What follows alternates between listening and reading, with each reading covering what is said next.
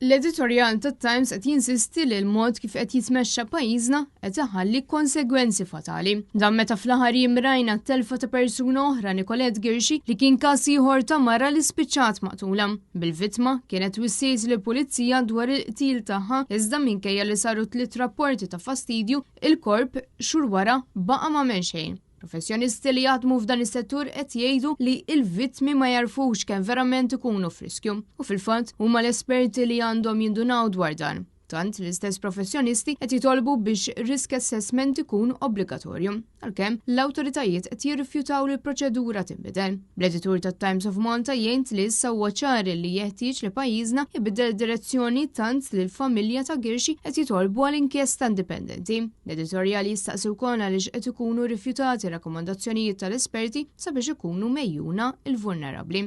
Intant, fi sqarrija li ħarġet mill-Malta Women's Lobby saret talb urġenti biex tinġar responsabilità u tittieħed azzjoni immedjata wara qtil ta' Girshi.